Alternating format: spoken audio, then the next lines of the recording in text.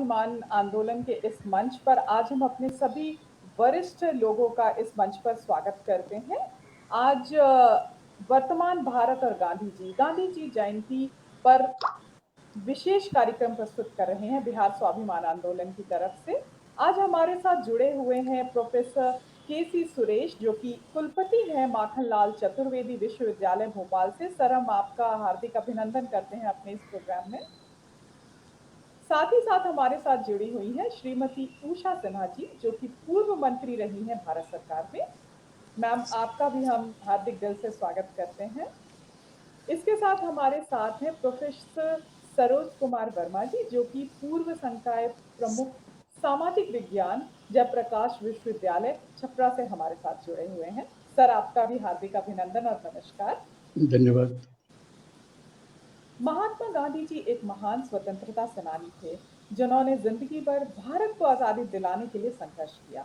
महात्मा गांधी जी एक ऐसे महापुरुष थे जो प्राचीन काल से भारतीयों के दिलों में रह रहे हैं। भारत का हर एक व्यक्ति और बच्चा बच्चा उन्हें बापू और राष्ट्रपिता के नाम से जाना जाता है। आज 2 अक्टूबर को पूरे भारतवर्ष में गांधी जयंती मनाई जा रही है और इस दिन को पूरे विश्व में अहिंसा दिवस के रूप में भी मनाया जाता है।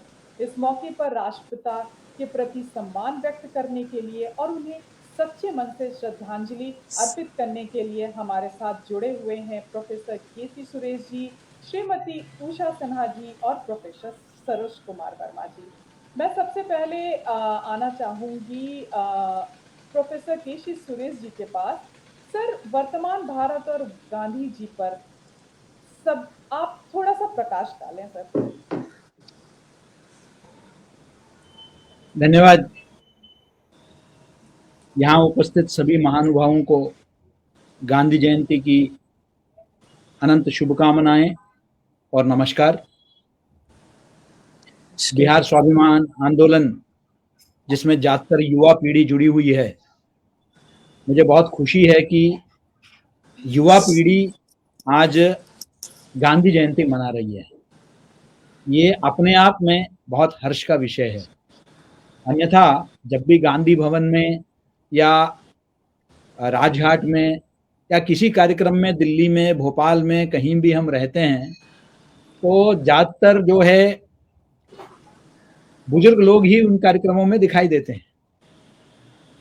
तो कभी कभी निराशा भी होती है कि क्या आज की युवा पीढ़ी क्या गांधी जी को क्या प्रासंगिक नहीं मानती है, या गांधी जी को एक नए दृष्टिकोण से देख रहे हैं। गांधी जी पर जो विमर्श है वो क्या बदल गया है गांधी जी के प्रति, या गांधी जी जिन मूल्यों के लिए, जिसको स्थापित किया, जिन मूल्यों को, क्या उनका आज प्रासंगिकता नहीं रह गई है कि युवा अपने आप को जोड़ नहीं पा रहे हैं।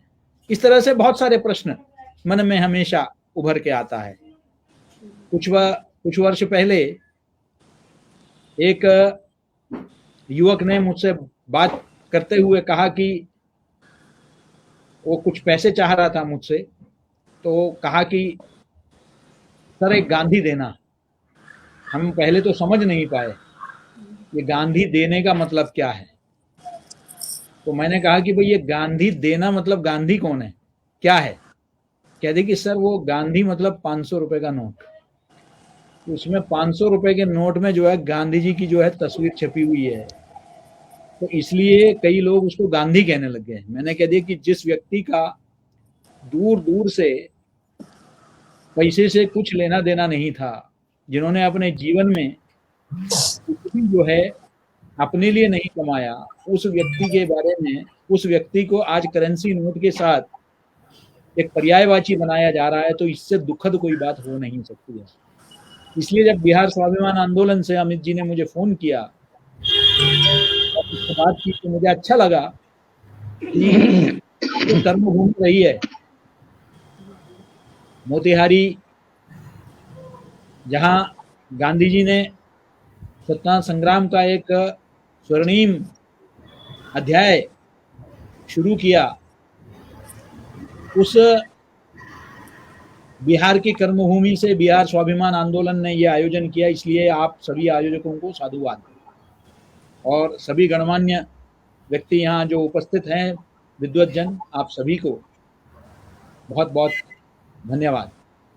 बहुत संक्षिप्त धन्यवाद में, सर। क्योंकि पहले मैं 2 मिनट और विषय के बारे में 2 मिनट इतना जरूर कहना चाहूंगा। जी बिल्कुल। उसके बाद चर्चा में हिस्सा लेना चाहूंगा। मैं समझता हूं कि गांधी जी की प्रासंगिकता आज भी उतनी ही है, बिल्कुल कम नहीं हुई है। शायद कोरोना के इस महामारी के बाद तो शायद वो प्रासंगिकता बढ़ ही गई है। जीवन मूल्यों को पुनः हम लोग समझने लगे हैं। और आज फिर से, चाहे वो स्वच्छ भारत का मामला हो या हमने जो पलायन देखा कोरोना के काल में, जिसके चलते गांव की तरफ हमारे मजदूर बंधु निकल पड़े बड़े बड़े शहर छोड़कर, तो ऐसे लगने लगा कि अब गांव को सशक्त करने की आवश्यकता है। हमने शहरों को इतना उद्योग के स्तर पर, औद्योगिक स्तर पर और व्यावसायिक स्तर पर इतना मजबूत कर दिया कि जो ग्रामीण जो एक अर्थव्यवस्था हमारी रही है वो तहस नहस हो गई है। चाहे वो लोक कलाएं हो, चाहे वो हथकरघा हो, ऐसे जो गांधी जी का जो सपना था, ग्रामीण स्वराज का, ग्राम स्वराज का जो सपना था, उसको शायद साकार करने का एक अवसर आज आ गया है, जब हम ग्रामीण अंचलों को मजबूत करें, सशक्त करें। और मैं और ये एक और बात यही जोड़ना चाहूंगा, इसी प्रकार स्वदेशी के बारे में भी आज वो समय आ गया है जब हम स्वदेशी को आगे बढ़ाएं। और शायद इससे सुनहरा अवसर शायद पहले कभी स्वतंत्र भारत में नहीं आया।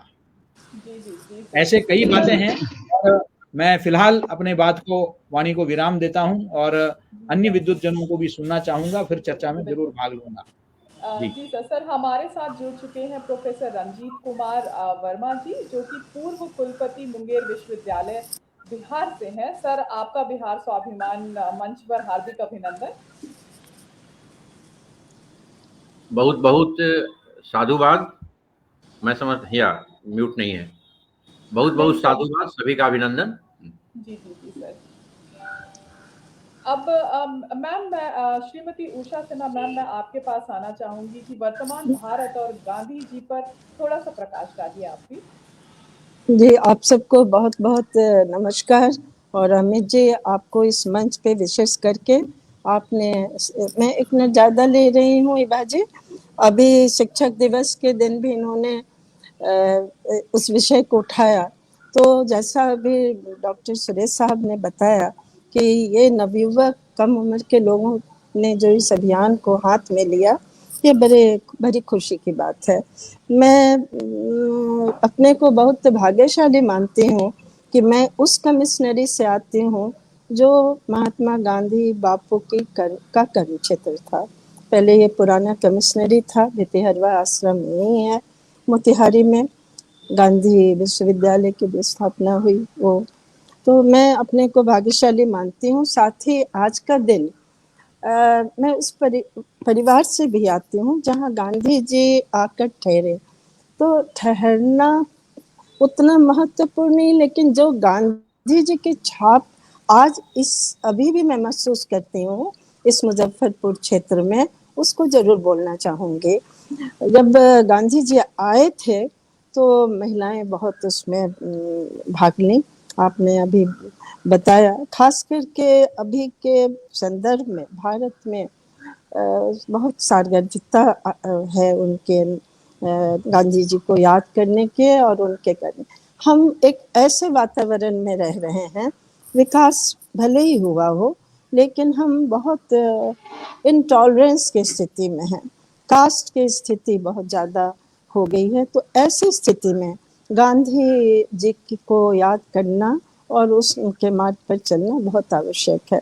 अभी आपने बताया गांव से जोड़ने, खादी ग्रामोद्योग की स्थापना सबसे पहले मुजफ्फरपुर में हुआ, मुसहरी से, और जगह जगह हर जिले में खादी ग्रामोद्योग की स्थापना की गई। ये स्थापना इसलिए की गई कि लोगों को रोजगार मिले, कुटीर उद्योग मिले, मधुपालन का हुआ। तो आर्थिक स्थिति अभी की स्थिति में बहुत चरमरा गई है। लोगों के पास काम नहीं है, पैसा नहीं है, तो रोजगार के लिए खादी को इसलिए मानती हूँ कि गांधी जी के साथ काम करने का मेरे पिताजी को भी मौका मिला, और डॉक्टर दामोदर ठाकुर जी, यहाँ हमें जी जानते हैं, एलएस कॉलेज में भी थे, बहुत बड़े विद्वान।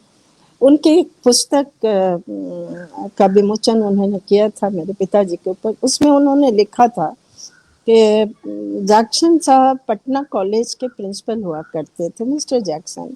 उन दिनों उनको भेजा ही गया था कि वो अपने ब्रिटिश रूल की बातों से लोगों को स्टूडेंट्स के बीच में लाएं। तो एक दिन महेश बाबू गांधी टोपी पहन के क्लास में गए, तो जैक्सन साहब का आदेश निकला, वो अनुरोध नहीं था कि टोपी पहन के आने से स्टूडेंट को रेस्ट्रिकेट कर दिया जाएगा। टोपी एक सिंबॉलिक ये था महात्मा गांधी का। तो दूसरे दिन उस पटना कॉलेज के विद्यार्थी, उस क्लास के नहीं कॉलेज के, सभी ने गांधी टोपी पहन के जैक्सन साहब के पास अपनी उपस्थिति दर्ज की। मैं इस कहानी को इसलिए कह रही हूँ कि एक सिंबॉलिक बात थी जो गांधी जी को नवयुवक उस समय का के जो विद्यार्थी थे वो अपने दिल में रखते थे, और स्वतंत्रता आंदोलन में कूद पड़े। तो मैं बहुत संक्षेप में, जब मेरी बारी आएगी फिर कुछ जरूर सुन के कहना चाहूँगी, लेकिन खादी भी मैं कहूँगी कि मैं खादी को मैंने बचपन से देखा है। बहुत अभी शायद मुझको डस्टर्स बनते हैं डस्टिंग के लिए, तो उस तरह की मोटी मोटी सूतें काटी जाती थी। मेरी माँ भी घर घर में चरखा मोहल्ले में हुआ करता था, तो सूता काट के खादी आश्रम में पहुंचाया जाता था, और थान के थान बनते थे, चाहे मधुबनी बने कहीं भी बने। आज भी मधुबनी का खादी नामी है।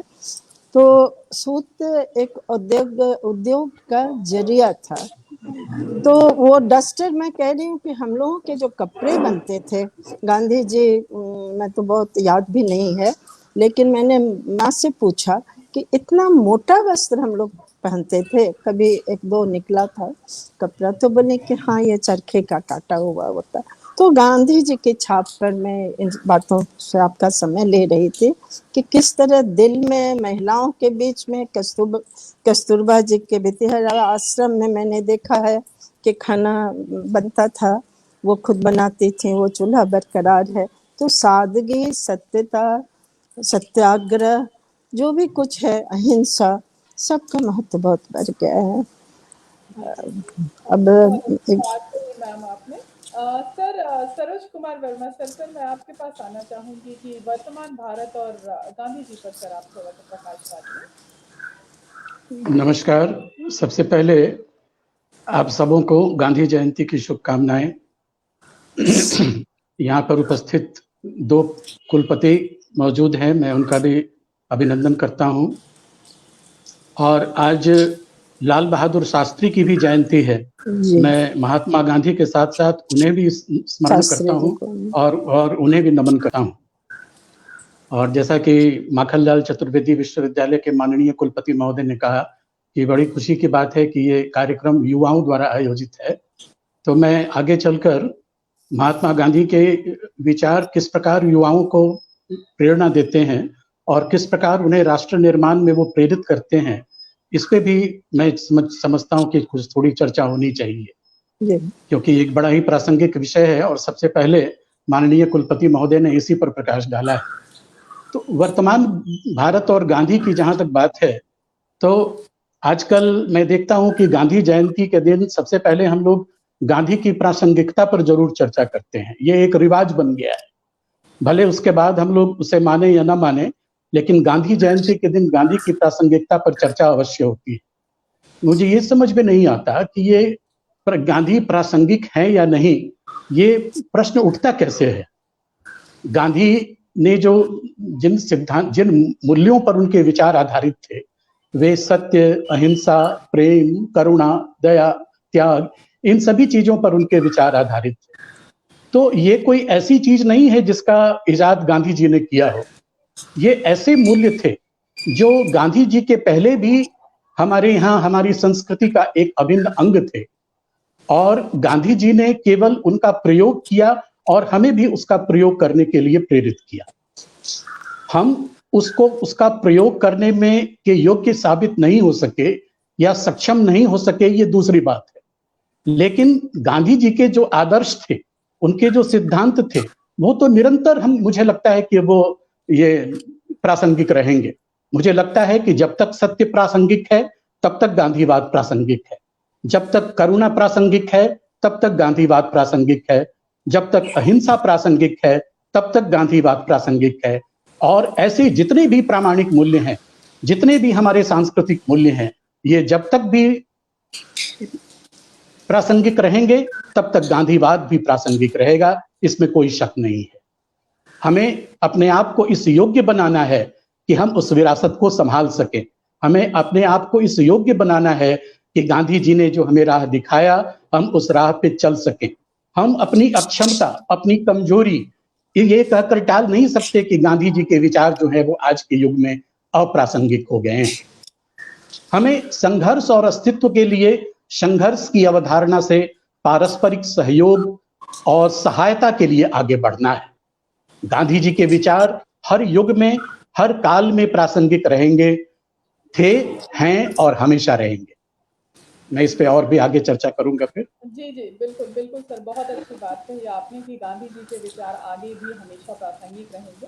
प्रोफेसर रंजीत कुमार वर्मा सर जी, मैं आपके पास आना चाहूँगी कि वर्तमान भारत और गांधी जी पर आप भी थोड़ा-सा प्रकाश डालिए।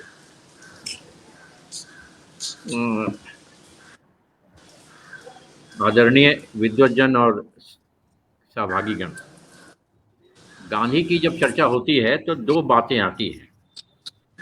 हमें यह ध्यान रखना होगा कि गांधी एक व्यक्ति के रूप में हम चर्चा करें या गांधीवाद एक धारणा, उसकी चर्चा हम करें। प्रोफेसर सरोज कुमार वर्मा जी ने सही कहा कि प्रासंगिकता की चर्चा करना तो समझ में नहीं आता कि क्यों उनकी प्रासंगिकता की चर्चा करते हैं।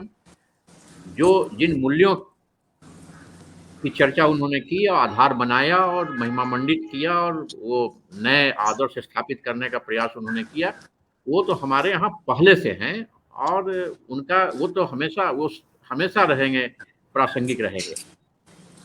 गांधी जो मैंने समझा, मैं विज्ञान का विद्यार्थी हूँ, गांधी से हमारी धारणा करुणा की, गांधी से हमारी धारणा सादगी की, गांधी से हमारी धारणा उत्पादन क्रय विक्रय में विकेंद्रीकरण की, गांधी से हमारी धारणा शासन प्रशासन में विकेंद्रीकरण की, गांधी से हमारी धारणा इन्हीं मूल्यों पर है। तो क्या हम उन मूल्यों पर चल रहे हैं? आज तो सबसे पहले उन मूल्यों पर चलने वाले जो एक बड़े मनीषी हुआ करते थे, अद्भुत व्यक्तित्व स्वर्गीय लाल बहादुर शास्त्री का जन्मदिन है। आज उन्हें मैं भी नमन करता हूं। उन्होंने हमेशा हम लोगों को प्रेरित किया। जब मैं शास्त्री जी के निधन के बाद, मुझे याद है 11 जनवरी 1966 सुबह रेडियो पर जो मैंने सुना, और वो उसके बाद से मैं रेडियो और राजनीतिक समाचार का नियमित श्रोता बना और उस समय से अखबार पत्रिकाओं को फॉलो कर रहा हूं और उससे जो मैं समझा हूं उस पर मैं बोलूंगा। गांधी जी विकेंद्रीकरण के हिमायती थे। खादी से हमारा तात्पर्य क्या है? आप उन उत्पादों को महत्व दें जिसका लाभ, जिसे खरीदने से या जिसे प्रश्रय देने से लाभ हमारे देश के जो हमारे नागरिक हैं, हमारे ग्रामीण हैं या फिर और भी हैं, छोटे मजदूर हैं या छोटे कारीगर हैं या छोटे उद्योगपति हैं, लघु उद्योग वाले हैं, उन्हें मिले। खादी से तो हमारा तात्पर्य ये है। कालांतर में हमने क्या किया? गांधी का मतलब उस समय सूत काटना प्रासंगिक था। संजोग से मैं उस परिवार से आता हूँ, हमारे दादाजी, नाना जी और हमारे ससुराल में भी संजोग से चारों जो हुए, हमारी पत्नी के दादा नाना सभी आजीवन खादीधारी रहे, और बल्कि उनका श्राद्ध भी दादा नाना का खादी से ही हुआ। और सच में गांधीवादी थे, वैसे गांधीवादी हमें कोई नजर नहीं आते हैं जिस गांधी की धारणा हम लोग अपने मान में पाले हुए हैं। उन्हीं खरीद रहे हैं तो खादी भंडार से, और उसके पीछे धारणा थी कि स्थानीय कारीगर को आज हम कर पा रहे हैं क्या। आज सुबह से धड़ाधड़ फोन आ रहा है कि भाई फला ऑनलाइन मार्केटिंग के लिए उसे खरीदिए और फिर इस पर बात करें हम। क्या सामने सामने का किराना छोटा बनिया बेचारा वो सामान लाता है, पानी में भीग करके लाया, क्या हम उसको ऊपर से नहीं देंगे? उससे एक पैसा भी अगर कम देता है अमेजन, तो अमेजन को क्या एक पैसा ज्यादा अगर देना है तो इसे दे हम। ये धारणा हमारे यहाँ है का? वो तो विलुप्त होती जा रही है किस तरीके से। अभी कोरोना काल में इसकी प्रासंगिकता और बढ़ गई, इन बातों की, गांधी की नहीं, इन बातों की प्रासंगिकता। बड़े पैमाने पर जो सरकारी नौकरी में थे, जिन्हें स्थिर, या मैं भी कोरोना पीड़ित रहा, 20 दिन अस्पताल में रहना पड़ा, मुझे तो मेडिकल लीव मिल गया और फिर फुल पे भी मिल गया, लेकिन जो सामान्य छोटे बहुत निम्न कैसे उनके खाते में 2000 और 6000 रुपये पहुंच गए। लेकिन जो लोअर मिडिल क्लास है, जो मिडिल क्लास है, वो किस तरीके से, या बहुत जो ट्यूशन पढ़ाने वाले हैं, छोटे छोटे विद्यालयों में पढ़ाने वाले शिक्षक हैं, या इस तरह से जो काम करने वाले हैं, वो किस परेशानी से जूझे। क्या हमने कभी ध्यान दिया कि हम उनके बारे में भी कुछ प्रयास करें? हाँ, एक तो सकारात्मक बात आई, हमने बढ़ चढ़ करके अपने देशवासियों के लिए उन्हें पहुंचाना, उन्हें मदद करना, या फिर और सेवा भाव भी जागृत हुआ, एक सकारात्मक पहलू आया। लेकिन समाज में इस सोच की आवश्यकता है कि हम उन उत्पादों, जिसे हम कहते हैं कि राष्ट्र के अंदर उत्पादित और राष्ट्र के अंदर उसके व्यापार करने वाले को हम प्रश्रय दें और प्रोत्साहित करें। हाँ, अगर बहुत स्तर में अंतर है तो बात अलग है। तो ये बातें हैं। गांधी जी के साथ एक बात और भी आती है। क्या गांधी जी के बारे में बचपन में हम लोग सुना करते थे कि गांधी जी कहते थे, उनके 3 बंदर की कहानी स्कूली कक्षाओं में हम लोग सुना करते थे, 3 बंदर की कहानी, और गांधी जी एक थप्पड़ मारे तो दूसरा गाल कर दो। हम क्या इन बातों के गूढ़ अर्थ को समझ पाए हैं अब तक? ये भी एक बहुत बड़ा प्रश्न है। हम ठीक है किसके सामने आगे कर दें? हमारे अपने हैं तब, या उससे अगर मित्रता फैल जाती है, बढ़ जाती है, तब क्या हम दबें? या अगर शत्रु सेना आक्रमण कर रही है तो हम क्या सरेंडर कर दें? ये दोनों अलग अलग प्रसंग में अलग अलग अर्थ है। गांधी जी का एक तात्पर्य और भी है, सहकारिता, एक दूसरे के सहयोग से।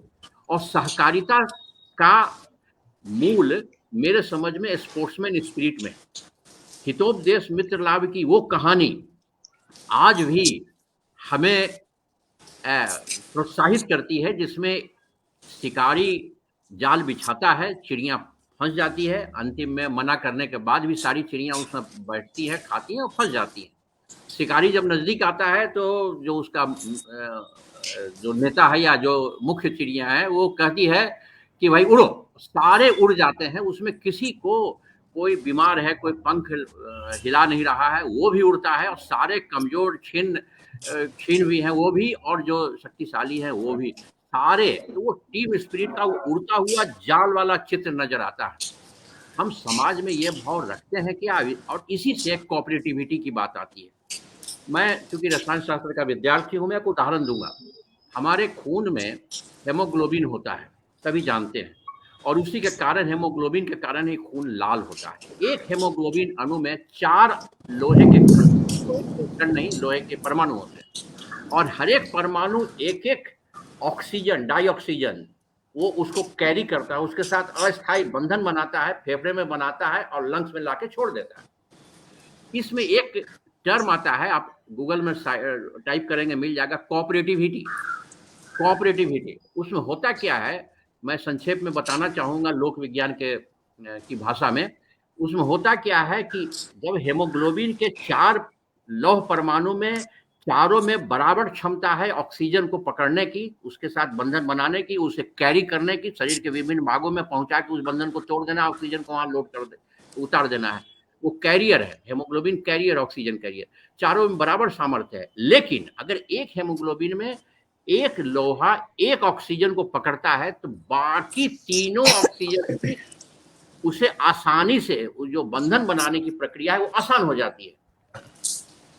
केमिस्ट्री में तो खैर उसे हम दूसरे तरीके से समझाते हैं। मैं सोच रहा था कि हमारे समाज में कोऑपरेटिविटी या उसका तात्पर्य क्या है।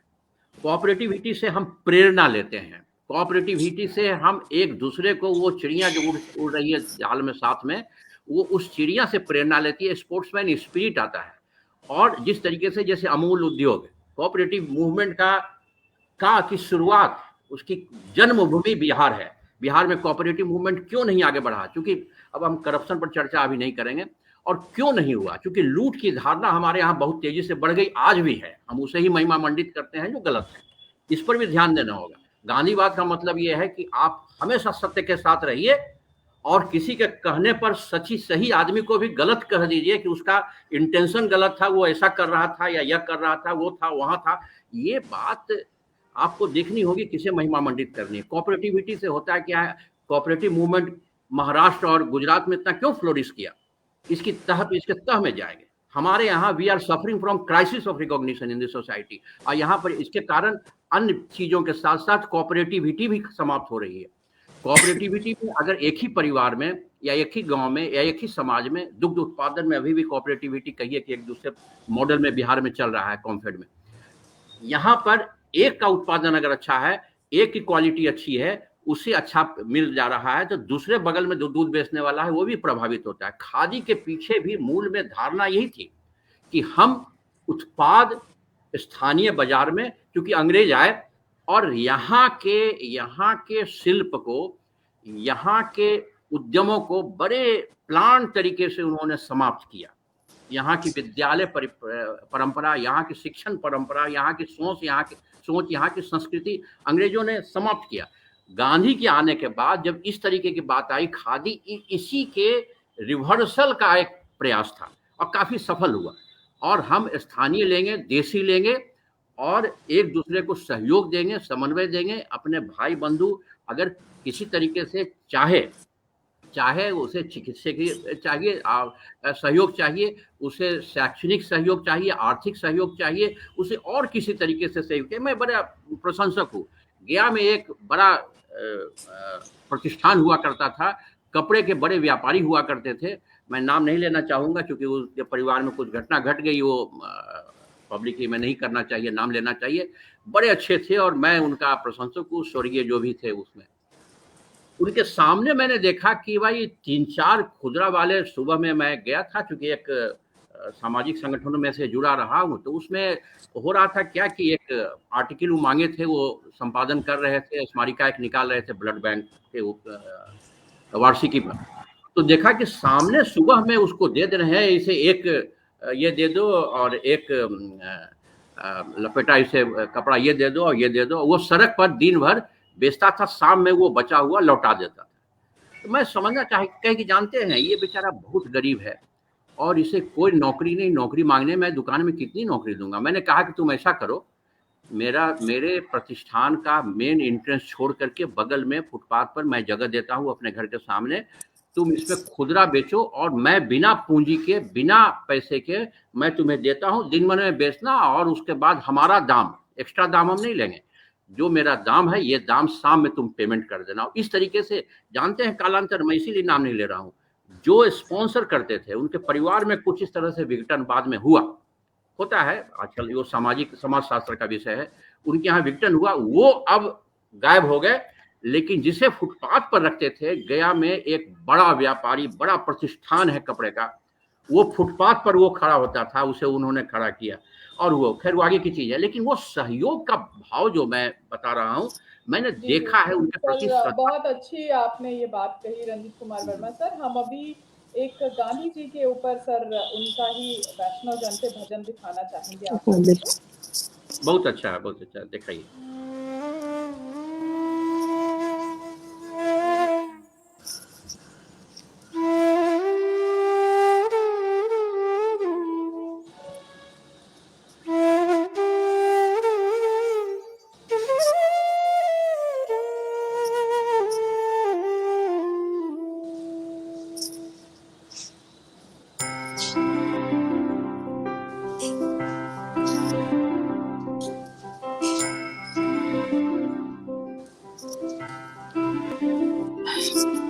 घूमता है।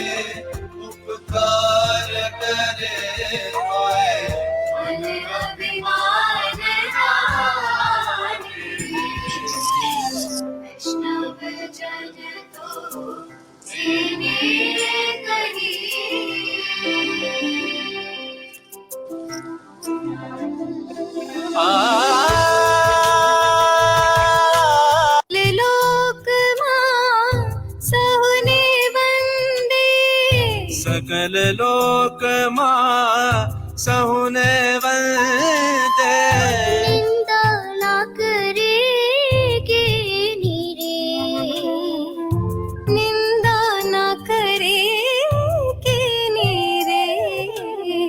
बाज काज मना निश्चल राखे, काच काच मन निश्चल राखे। धन धन जननी तेनी रे, वैष्णव जन तो तेने कही।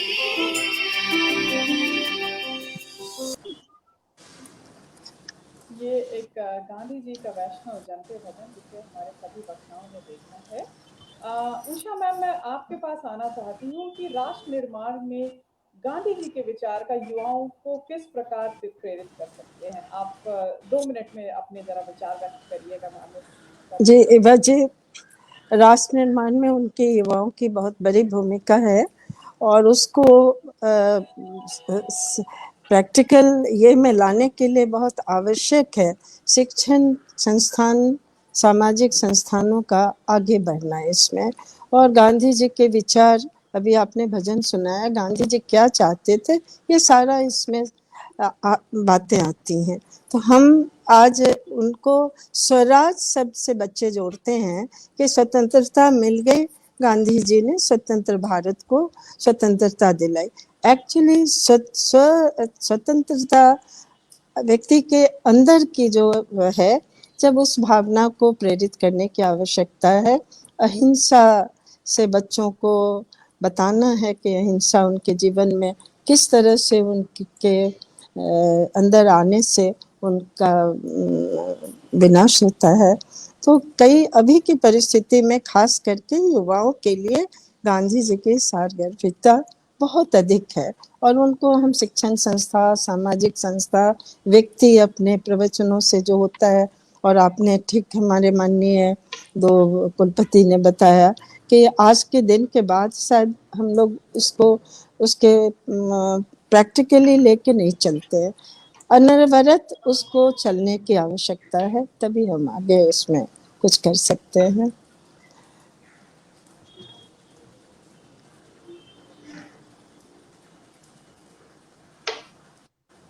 सुनाई पड़ रही है आपको? हाँ, अब आ रही है आवाज। जी, अच्छा, बीच में आवाज आ सच रही है। जी। तो मैं कह रही थी कि हम उसको अनवरत लेके युवाओं के बीच स्कूल से, बुनियादी स्कूलों का ढांचा खत्म हो गया, गांधी जी ने उसकी शुरुआत की थी, क्योंकि वो एक उम्र थी जब से बच्चों को डाला जाता था। तो उसके लिए बहुत आवश्यक है कि हम शिक्षक के नई पॉलिसी के साथ चलें, लेकिन प्रैक्टिकली हम उसको बचपन से बच्चों के बीच में डालने की आवश्यकता है, ताकि वो बड़े हों तो उसको उसका हम प्रैक्टिकल लाइफ में धारण कर सकें गांधी जी के बातों को। तभी तो गांधी जी ने हमेशा रस्किन, टॉलस्टॉय की बात की, क्योंकि जीवन में उन्होंने उतारा उसको। तो अब गांधी को उतारने की बहुत आवश्यकता है हमें अपने नवयुवकों के बीच में। जी, बहुत अच्छी बात कही उषा मैम आपने। अब मैं आना चाहूंगी केसी सुरेश सर जी के पास। सर, राष्ट्र निर्माण में गांधी जी के विचारों का युवाओं को किस प्रकार प्रेरित किया जा सकता है? आप भी इस पर अपने सूक्ष्म विचार रखें। देखिए, मेरे पूर्व वक्ताओं ने बहुत ही महत्वपूर्ण बात रखी है। मैं भी पूरी तरीके से इससे सहमत हूं कि गांधी जी की प्रासंगिकता पर चर्चा करना जो है निहायत बेईमानी है। वो जिन मूल्यों के लिए हमेशा लड़ते रहे, वो मूल्य सनातन है, वो सबके लिए स्वीकार्य है। लेकिन फिर भी हम चर्चा क्यों करते हैं? शायद चर्चा इसलिए करते हैं क्योंकि एक विमर्श ऐसा चल पड़ा पिछले 75 साल में कि गांधी जी शायद प्रायोगिक नहीं है, जहां यह बताने का प्रयास किया गया कि गांधी जी इम्प्रैक्टिकल है, गांधी हर व्यक्ति नहीं बन सकता है। जबकि गांधी जी एक साधारण मानव जीवन जीते हुए, और कभी उनका चाहे माय एक्सपेरिमेंट्स विद ट्रूथ आप देख लीजिए, कभी उन्होंने इनकार नहीं किया, कभी उन्होंने कहा नहीं कि मैं ईश्वर हूं, मैं कुछ अलग हूं। सभी वही सब कमजोरियां जो एक आम इंसान के अंदर होता है उसको उन्होंने उजागर किया, और उन्होंने बताया कि किस तरीके से उन्होंने जो है उससे उबर आए। ये महत्वपूर्ण है। यानी कि वो आ सकते हैं तो हम सब भी आ सकते हैं। ऐसे बहुत सारे प्रकरण उनके जो है पुस्तकों में हमको मिलती है। तो इसलिए गांधी जी ने जो किया, हाँ शायद हम सब जो है पूरी तरीके से उनके हर बात को हम शायद अमली जामा नहीं पहना सकते हैं, लेकिन उनके कई बातें ऐसे हैं जिनको हम आत्मसात किया जा सकता है। लेकिन अफसोस इस बात का है कि पिछले कई वर्षों से हम लोगों ने इसको एक मात्र औपचारिकता बना दिया है, एक प्रतीक बनकर रह गए हैं। उनको जीवन में आत्मसात करना वो बहुत आवश्यक है, और ये दायित्व विशेषकर उन लोगों का है जो शीर्ष पदों पर, और मैं इसमें सिर्फ राजनीतिज्ञों को ही जिम्मेदार नहीं ठहराता हूं, सभी पर है। आपका जीवन कितना सहज हो, आप समाज में एक उदाहरण बन के उभरें, आप चाहे शिक्षक हो, आप चाहे सरकारी कर्मचारी हो, आप चाहे उद्योगपति हो, क्योंकि उद्योगपतियों को तो उन्होंने ट्रस्टी कहा था समाज का। तो आप क्या उस तरीके से, या मुनाफाखोरी इतना बढ़ गई है? हमने कोरोना के काल में हमने देखा कि कितने संपन्न परिवारों से जुड़े हुए लोग भी किस तरीके से कालाबाजारी कर रहे थे, किस तरीके से बहुत ही एसेंशियल कमोडिटी जिसको कहते हैं ऑक्सीजन जैसे, उस पर भी जो है कारोबार कर रहे थे, मुनाफा कमाने की कोशिश कर रहे थे। दवाइयों को जो है 10 गुना 100 गुना महंगा बेचने का प्रयास कर रहे थे। तो गांधी जी ने बहुत पहले कहा था कि हमारे इस विश्व में सबके जरूरतों के लिए सब कुछ है, लेकिन लालच के लिए नहीं है। हर एक के नीड के लिए है, ग्रीड के लिए नहीं है। ये बात उन्होंने कही थी। इसलिए बार बार ये याद दिलाना पड़ेगा। अफसोस इसी बात का है, मैं पूरी तरीके से प्रोफेसर सरोज जी के साथ सहमत हूं कि ये मात्र उन्हीं दिनों के लिए नहीं कि 30 जनवरी के दिन और 2 अक्टूबर के दिन तक हम सीमित रखें, ये हर रोज होना चाहिए। अभी मेरे एक शोधार्थी इस वक्त गांधी गीत, विशेषकर बिहार के गांधी गीत पर जो है शोध कर रहे हैं। उन्होंने मुझे एक खूबसूरत अपने प्रेजेंटेशन में बात कही कि आज भी बिहार में कई गांवों में गांधी गीत जो है वो गाए जाते हैं, और वो आज भी है, और अलग अलग विषयों को लेकर है। और उसमें कई गीतों के बारे में तो उन्होंने बताया कि वो ये समझते हैं कि उस समय लोग समझते थे कि गांधी जी आएंगे, अपनी लाठी चलाएंगे और सब कुछ ठीक हो जाएगा। इस तरह का एक भरोसा था उनका, विश्वसनीयता। क्योंकि मैं तो मुख्य रूप से जनसंचार के क्षेत्र से आता हूं, तो आज क्या दिक्कत है, चाहे वो मीडिया हो या कोई भी विषय हो, वो दिक्कत है, अगर संकट है तो विश्वसनीयता का संकट है। और गांधी जी विश्वसनीयता का प्रतीक थे। उस वक्त ना सोशल मीडिया था, ना फेसबुक था, ना ट्विटर, ना टेलीविजन, चंद अखबार थे जिनकी सीमित पाठक वर्ग थे।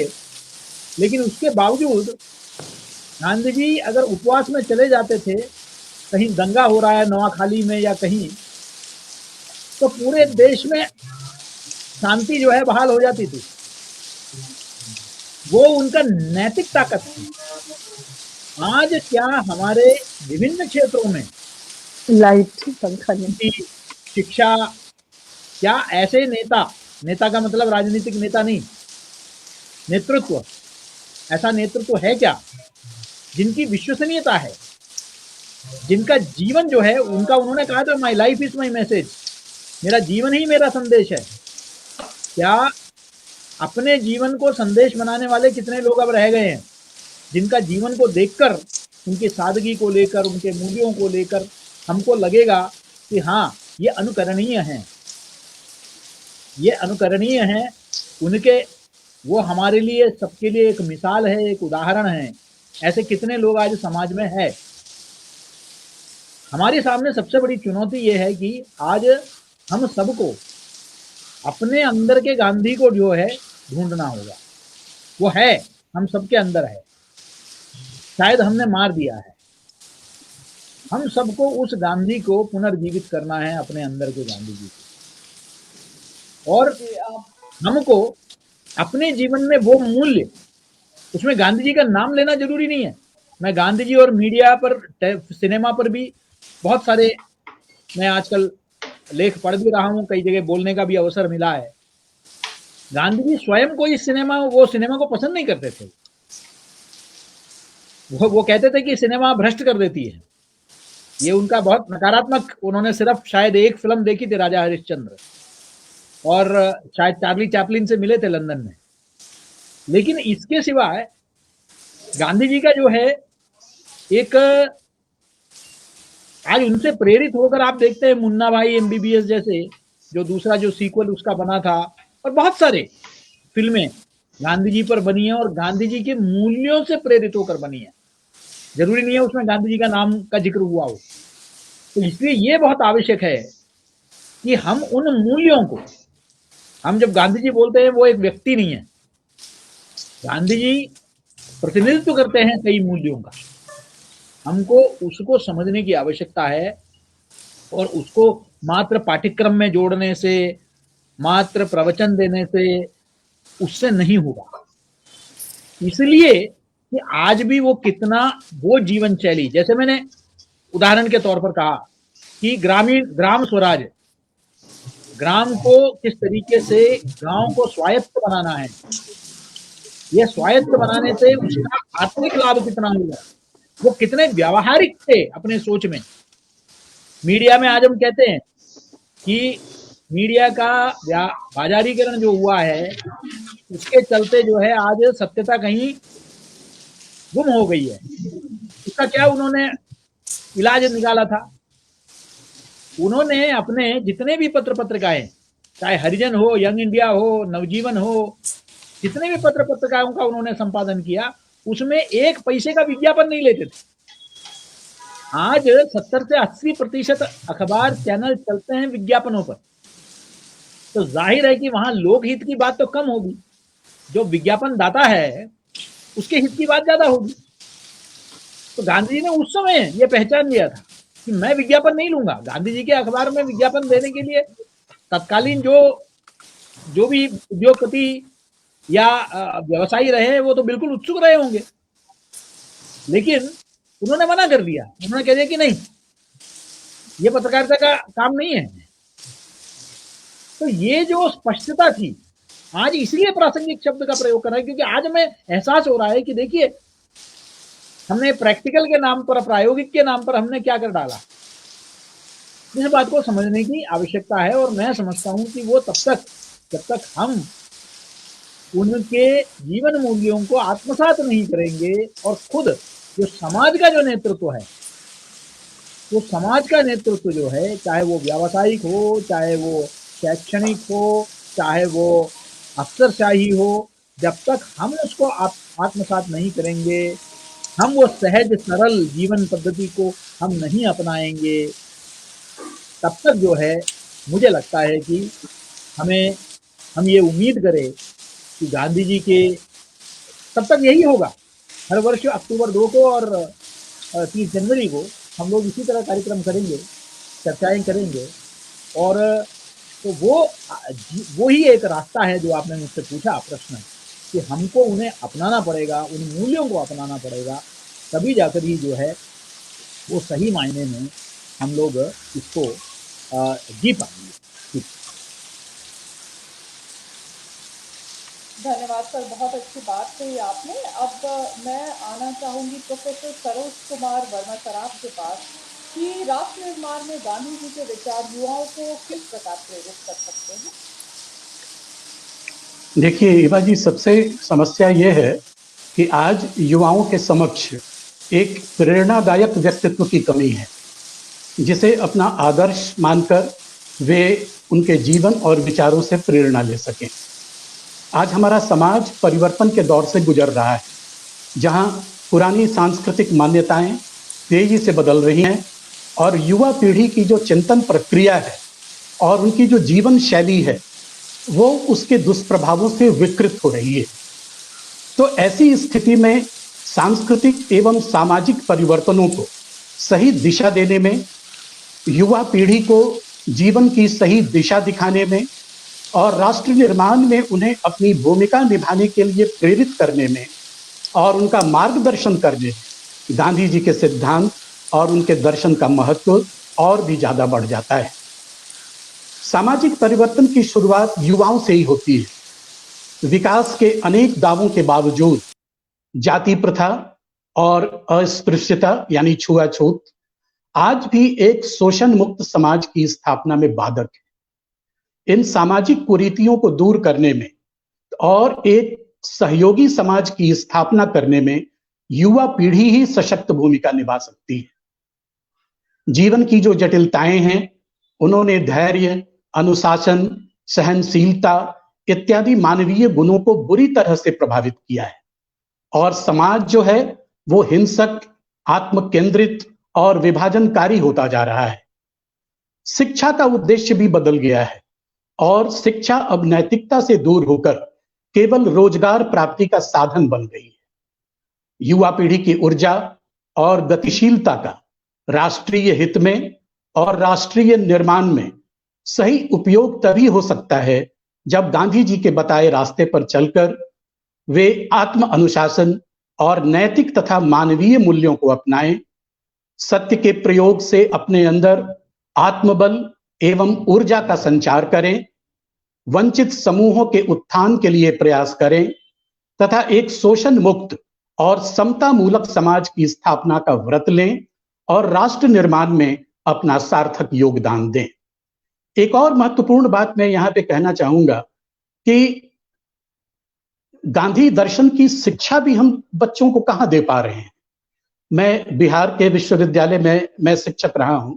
मैंने देखा है कि बिहार के केवल एकमात्र तिलका मांझी भागलपुर विश्वविद्यालय में ही एक गांधी दर्शन केंद्र काम करता था और शायद मुझे लगता है कि और किसी भी बिहार के विश्वविद्यालय में गांधी दर्शन केंद्र, गांधी अध्ययन केंद्र की स्थापना आज तक नहीं हुई है।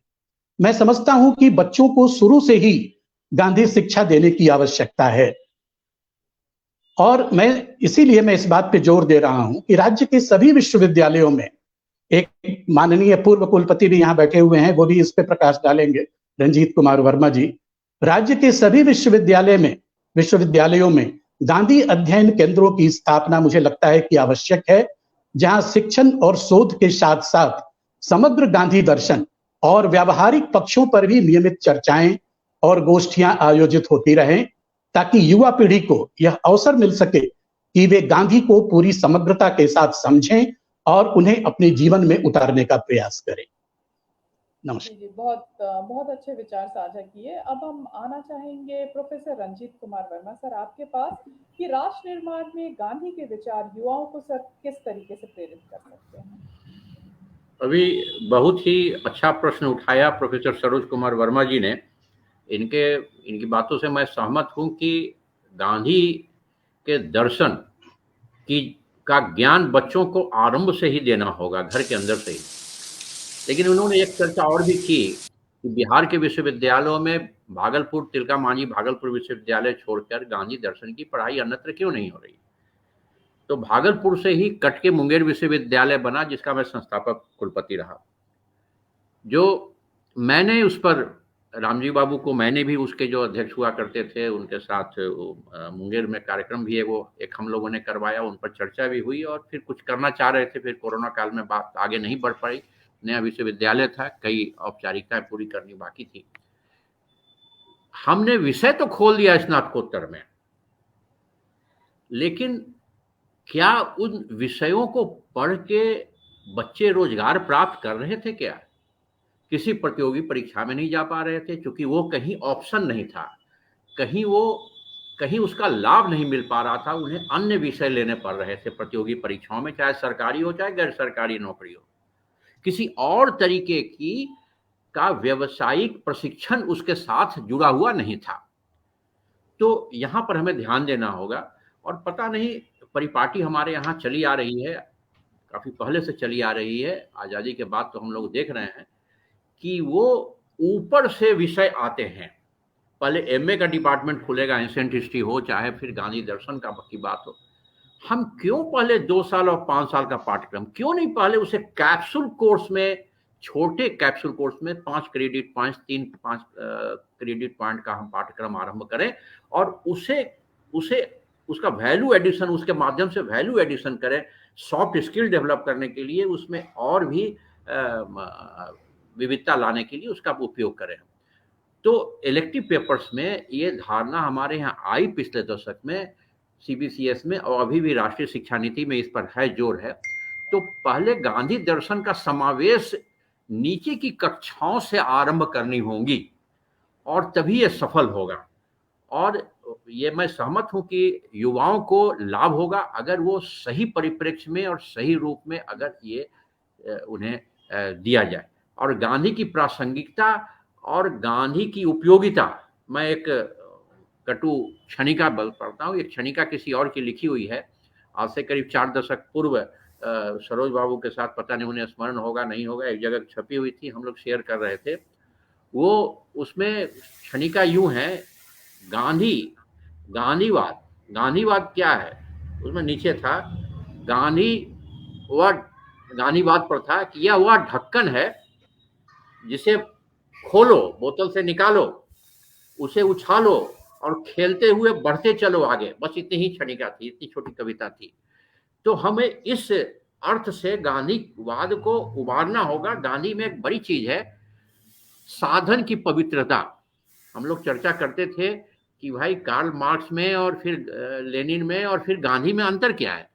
तो गांधीवाद में सबसे बड़ी बात यह है कि साध्य और साधन दोनों पवित्र होना चाहिए, और दोनों की पवित्रता में साधन की पवित्रता के मापदंड क्या होंगे, तो फिर वही बिंदु आ जाते हैं जो शुरू में सरोज बाबू ने कहा। और मान लिए हमारे सुरेश बाबू, प्रोफेसर के जी सुरेश जी भी ने भी इसकी चर्चा की।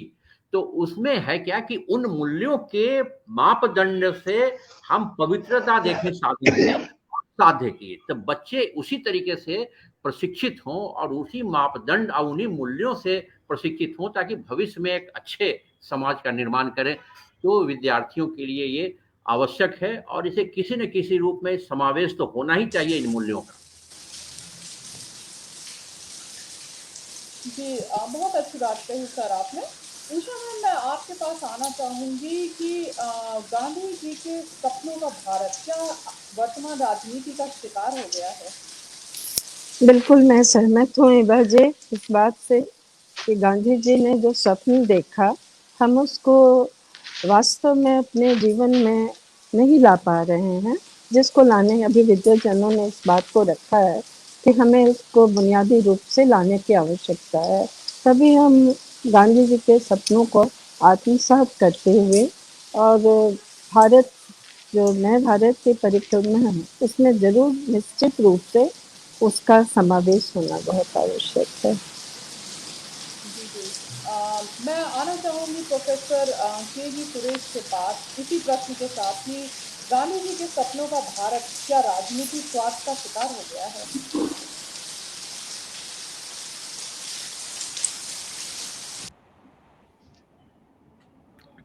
देखिए,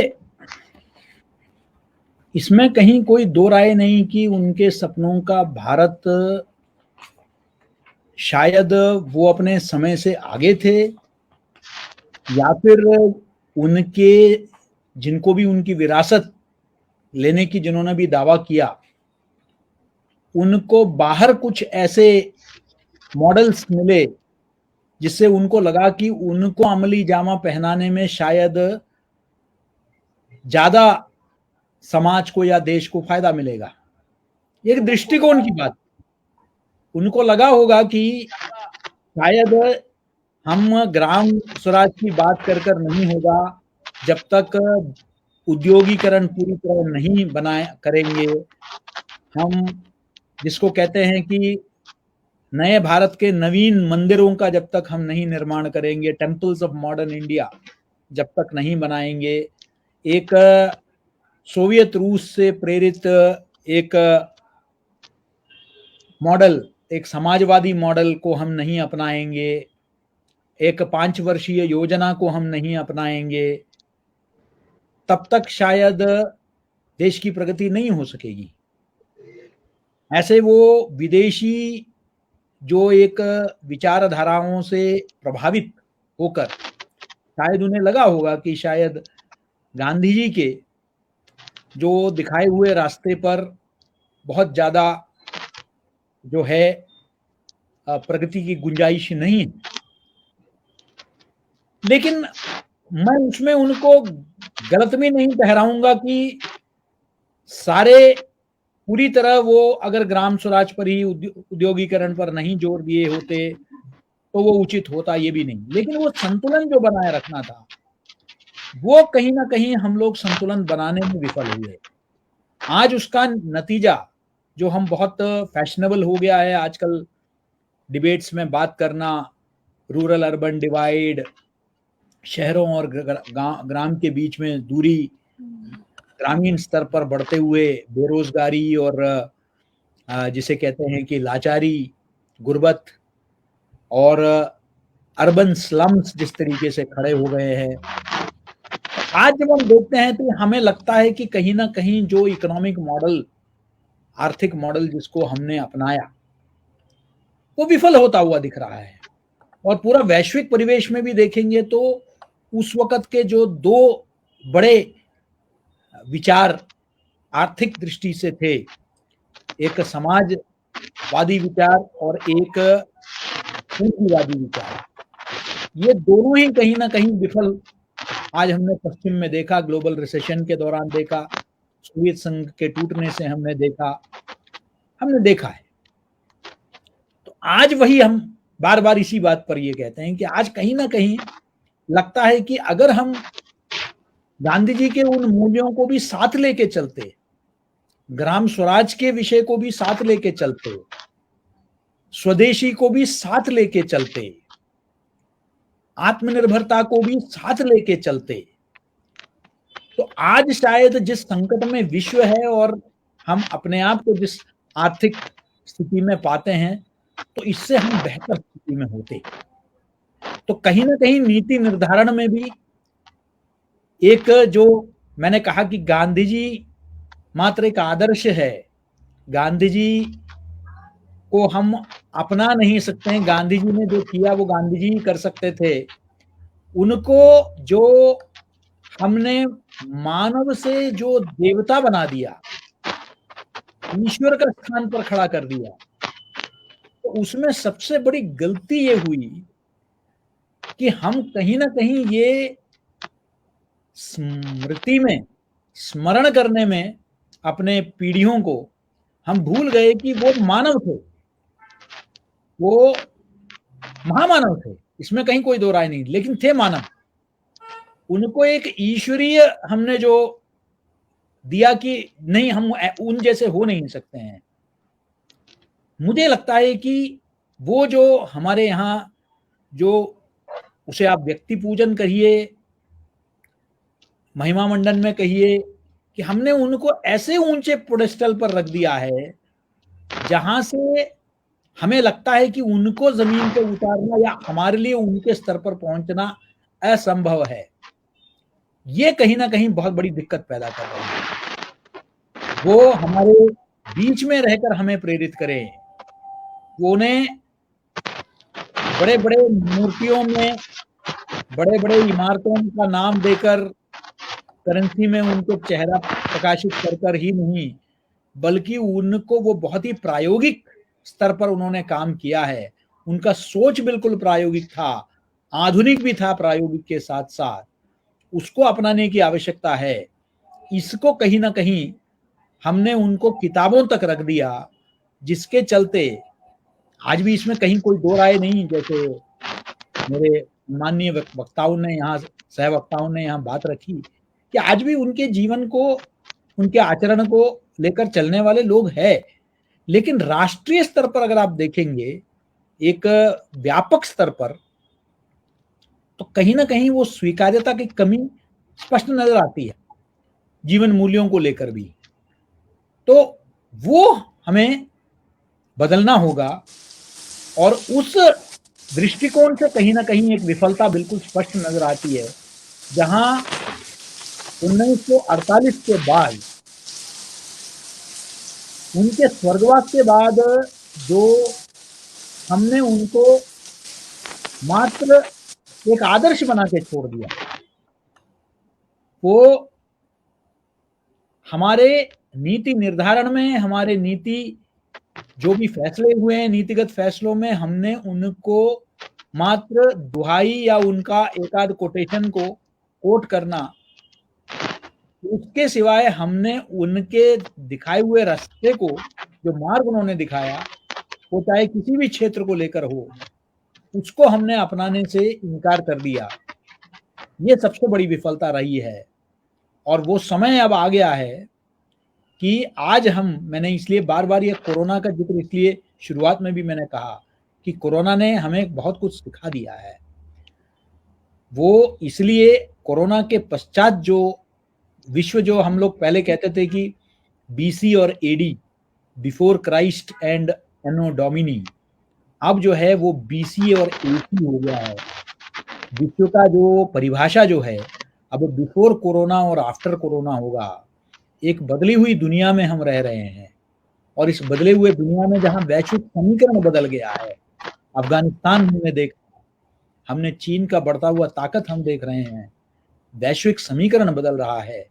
ऐसे में मुझे लगता है कि हमारे दृष्टिकोण में भी वो परिवर्तन लाने का समय आ गया है, और शायद इस दृष्टिकोण के परिवर्तन में हमें इस अंधकार में प्रकाश दिखाने का कार्य जो है वो गांधी जी के विचार ही कर सकते हैं, ये मेरा मानना है। जी, बहुत अच्छी बात रखी केजी सुरेश सर आपने। प्रोफेसर रंजीत कुमार वर्मा सर, अब हम आपके पास आना चाहेंगे कि राष्ट्र निर्माण में गांधी जी के सपनों का भारत क्या वर्तमान राजनीति स्वार्थ का शिकार हो गया है? आदरणीय सुरेश बाबू ने जो बातें कही वो मैं सहमत हूँ पूरी तरह से। हमने गांधी को सीमित कर दिया नोट के ऊपर, गांधी को सीमित कर दिया नामकरण में, गांधी को सीमित कर दिया पोस्टरों में, होर्डिंग में, और गांधी का मतलब जिन मूल्यों से था उन मूल्यों से हम दूर चले गए और न उन मॉडल पे। जो मूल्य हम समझते हैं गांधी से जुड़े हुए, ये सभी भारतीय मूल्य हैं। सत्ता का विकेंद्रीकरण, उत्पादन का विकेंद्रीकरण, सबका साथ, सबको साथ लेके समेकित विकास की बात करना। और मैं समझता हूं कि अभी सही अर्थों में, भले गांधी जी के नाम लेने में युवा वर्ग या फिर समाज के कई तबके मानते हैं कि छूट जाए, लेकिन अभी मानसिकता और तरह की समझ या सोच ऐसी बड़ी है कि हम स्थानीय उत्पादों को, स्थानीय लोगों को बढ़ावा देने के साथ साथ, स्थानीय व्यापार को बढ़ावा देने के साथ, स्थानीय मूल्यों को बढ़ावा देने के साथ, स्थानीय परंपराओं को बढ़ावा देने के साथ ही हम सही मायने में प्रगति कर सकते हैं। ऐसा मानने वाले अब प्रतिशत में बढ़ रहे हैं। तो गांधी के मूल्य भले किसी भी नाम से जाए या किसी भी में जाए, वो बढ़ रहे हैं और इनकी प्रासंगिकता है। और जहां तक रही बात युवाओं की, मैं समझता हूँ, सरोज बाबू ने भी कहा और मेरा यह सब मानना है कि समाज में जो भी परिवर्तन होता है युवाओं द्वारा होता है, चाहे 1789 की फ्रांसीसी क्रांति हो, 1974 का बिहार जेपी आंदोलन हो, या गुजरात आंदोलन हो, या फिर और भी कुछ हो, और युवाओं के मन मस्तिष्क में अगर हम सही आदर्श प्रतिष्ठापित करने में सफल होते हैं, ये शिक्षा के माध्यम से ही संभव है। अगर हम प्रतिष्ठापित कर सकते हैं तो वो युवा सच में धरोहर होगा भविष्य के समाज का। और इसीलिए इन बातों पर काफी अच्छी पकड़ है राष्ट्रीय शिक्षा नीति में। इन बातों का अच्छा से समावेश है कि हम किस तरीके से इन बातों को, इन मूल्यों के अध्ययन अध्यापन का समावेश करें अपने पाठ्यक्रम में या पाठ्येतर गतिविधियों में। पाठ्येतर को भी अब पाठ्यक्रम का अंग माना जा रहा है। तो ये हम समझते हैं कि प्रासंगिक है, युवाओं के लिए बहुत ही आवश्यक है, क्योंकि अगर सब साथ लेके टीम स्पिरिट में नहीं चलेंगे तो हम इंक्लूसिव नहीं होगा, तो हम भी प्रगति बेनामी होगी। जी जी, बहुत अच्छे विचार सार्थक दिए सर आपने। अब हम कार्यक्रम के सर अंत की तरफ बढ़ रहे हैं और मैं अपने सारे वक्ताओं से निवेदन करूंगी कि एक एक मिनट में गांधी जी के ऊपर कोई भी संदेश आप देना चाहें तो दे दें। उषा मैम, मैं आपसे शुरुआत करना चाहती हूँ। सर्वप्रथम हमें आत्मसात जी के विचारों को नवयुवकों के बीच में, अपनी नई पीढ़ी के बीच में, ताकि हम नए भारत के निर्माण में उनकी भागीदारी को सक्षम तरीके से रख सकें। धन्यवाद। धन्यवाद मैम। प्रोफेसर के.जी. सुरेश जी, अब हम आपके पास आना चाहेंगे।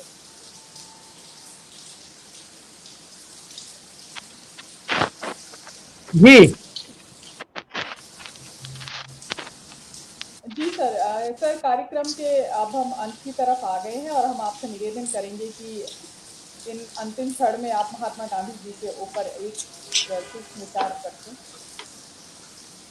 मेरा देखिए, बहुत ही सार्थक चर्चा के लिए आपको बहुत बहुत बधाई, और बहुत ही सम्माननीय वक्तागण, उन्होंने बहुत ही महत्वपूर्ण बातें रखी है। और मुझे पूरा विश्वास है कि बिहार स्वाभिमान आंदोलन जैसे युवाओं द्वारा संचालित ऐसी संस्थाएं इस विषय को लेकर समाज के बीच में जाएगी।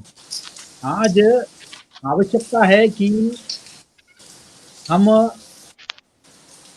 जो है विश्वविद्यालयों में हम इन बातों को युवाओं के बीच में ले जाएं।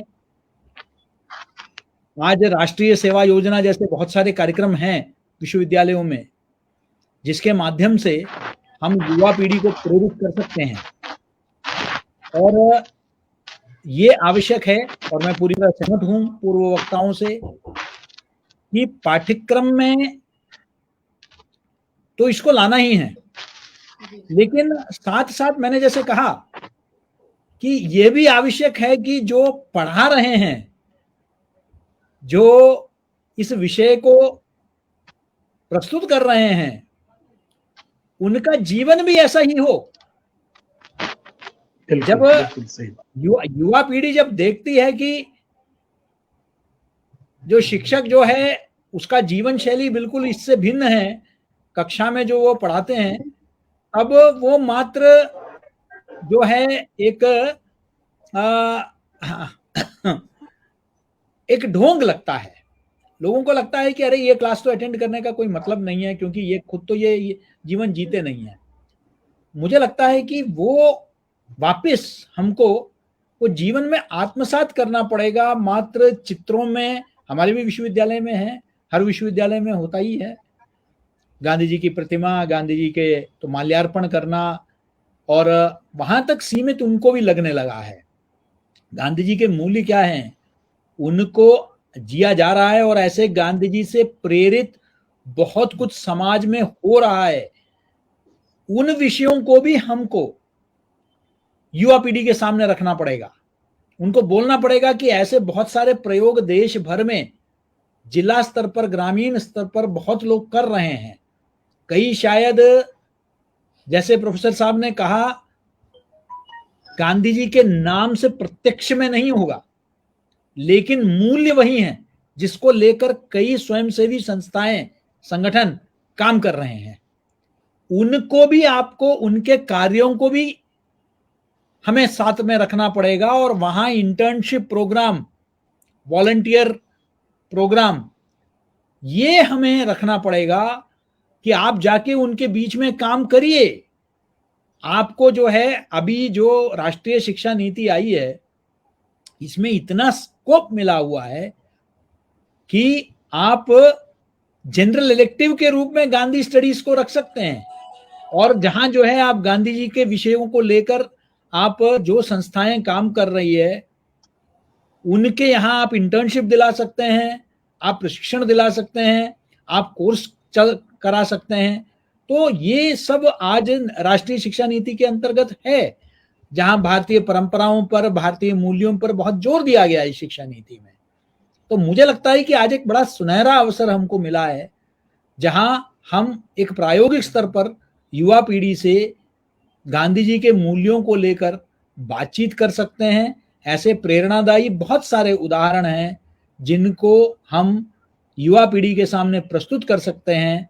आज डॉक्यूमेंटेशन हो सकता है टेक्नोलॉजी के जरिए, यूट्यूब और ब्लॉग, इन सब के जरिए, हम व्हाट्सएप, इसके जरिए आज ये संदेश को हम बहुत बड़े पैमाने में हम इसको प्रसारित कर सकते हैं, प्रचार कर सकते हैं इसका। और बहुत सारे गांधी जी के नाम पर भी बहुत सारे संस्थाएं हैं। महात्मा गांधी केंद्रीय विश्वविद्यालय है, वर्धा में महात्मा गांधी अंतर्राष्ट्रीय विश्वविद्यालय है हिंदी का। इस तरीके से बहुत सारे विश्वविद्यालय खुद गांधी जी के नाम से, उनके संदेश से प्रेरित है। तो इनको ये भूमिका ये अदा कर सकते हैं, और हमको इस विषय को लेकर आगे जाना है। और मुझे विश्वास है कि बिहार स्वाभिमान आंदोलन जैसे जो संस्थाएं हैं, इसमें एक बहुत महत्वपूर्ण भूमिका निभाएगी। और इतना ही विश्वास दिला सकता हूं कि हमारे विश्वविद्यालय से जो भी इस कार्य में सहयोग की अपेक्षा है, हम आपके साथ हैं। धन्यवाद। धन्यवाद सर। अब हम आना चाहेंगे सरोज कुमार वर्मा जी सर के पास। सर, कार्यक्रम के इस अंतिम समय में आप भी अपने सर विचार कुछ रख लीजिए। हाँ, चूंकि समय की कमी है और 1 मिनट में ही आपने अपनी बात रखने को कहा है, इसीलिए मैं कम समय में ही अपनी बात रख के इस बात को समाप्त करूंगा। और सबसे बड़ी विडंबना यह है कि आस्थाओं का यह युग पुरुष महात्मा गांधी आज अपने ही देश में तलाशा जा रहा है। ये कितने दुख की बात है कि आस्थाओं के इस युग पुरुष को आज हम अपने ही देश में तलाश रहे हैं, जबकि दुनिया के बहुत से देश जो हैं उनके विचारों से आज प्रभावित हैं, लेकिन हम उन्हें आज अपने देश में तलाश रहे हैं। और दुख की बात यह है कि आतंक के साए में जी रहे लोग न सत्य से, न प्रेम से, न अहिंसा से सरोकार रखते हैं। और यही हमारी सबसे बड़ी कमजोरी है, यही हमारी सबसे बड़ी विवशता है। और मेरा ये मानना है कि आज मनुष्य के सभी दुखों को दूर करने की एकमात्र यदि कोई रामबाण औषधि है तो वो गांधीवाद है। इसमें किसी प्रकार का कोई विवाद नहीं हो सकता, इसी में किसी प्रकार की कोई दो राय नहीं हो सकती। मैं एक बार फिर से आप सबों को, खासकर से बिहार स्वाभिमान आंदोलन को बहुत बहुत धन्यवाद देता हूं इस सार्थक परिचर्चा के लिए। और जितने भी विद्वत जन यहाँ उपस्थित हुए हैं, मैं उन सबों को नमस्कार करता हूं। धन्यवाद सर। हम अब आना चाहेंगे प्रोफेसर रंजीत कुमार वर्मा सर आपके पास कि आप भी सर अपने 2 विचार रखें कार्यक्रम के इस अंतिम समय में। बहुत बहुत साधुवाद एभा जी। गांधी जी और गांधी जी के नाम से हमारे समाज में पहले से और बाद में गांधी जी द्वारा परिष्कृत मूल्यों की स्थापना के लिए या उनके और ज्यादा पल्लवित होने के लिए आवश्यक है कि हम पाठ्यक्रमों में अलग अलग सॉफ्ट स्किल के साथ गांधी के मूल्यों का समावेश करने का प्रयास करें, ताकि भविष्य में जो भविष्य का जो समाज हो, आज का युवा भविष्य के जो कर्णधार हो, उनके मस्तिष्क में करुणा का वही भाव रहे, उनके मस्तिष्क में सहयोग का वही भाव रहे, उनके मस्तिष्क में संवाद का वही भाव रहे, आपसी संवाद का। कम्युनिकेशन स्किल गांधी जी में अद्भुत था, हाउ टू कनेक्ट, वो जानते थे अच्छी तरीके से। और उनके मस्तिष्क में, उनके व्यवहार में साधन और साध्य दोनों की पवित्रता का वही भाव रहे। मैं इन्हीं बातों के साथ फिर से गांधी जी को नमन करता हूं, और मैं अपने सभी सहयोगी और जितने भी प्रतिभागीगण थे, जितने भी विद्वजन थे, मैं सभी को मैं भी नमस्कार करता हूं। बहुत बहुत धन्यवाद सभी। धन्यवाद सर आपका। गांधी जी ने कहा था, स्वयं को जानने का सर्वश्रेष्ठ तरीका है स्वयं को औरों की सेवा में डुबो देना। इन्हीं आखिरी शब्दों के साथ हम अपने बिहार स्वाभिमान आंदोलन के इस मंच पे, जिसमें हमारे साथ जुड़े हुए थे प्रोफेसर के.जी. सुरेश, कुलपति माखनलाल चतुर्वेदी विश्वविद्यालय भोपाल से, श्रीमती उषा सिन्हा जो कि पूर्व मंत्री भारत सरकार में रह चुकी है, प्रोफेसर सरोज कुमार वर्मा जो कि पूर्व संकाय प्रमुख सामाजिक विज्ञान जयप्रकाश विश्वविद्यालय छपरा से हमारे साथ जुड़े हुए थे, और प्रोफेसर रंजीत कुमार वर्मा सर जो कि पूर्व कुलपति मुंगेर विश्वविद्यालय बिहार से हमारे जुड़े हुए थे। आप सभी वक्ताओं का बिहार स्वाभिमान आंदोलन हृदय से आभार देता है कि आपने इस मंच पर हम सबको समय दिया और अपने विचारों को साझा किया। धन्यवाद आप सभी का। नमस्कार। नमस्कार, बहुत बहुत धन्यवाद।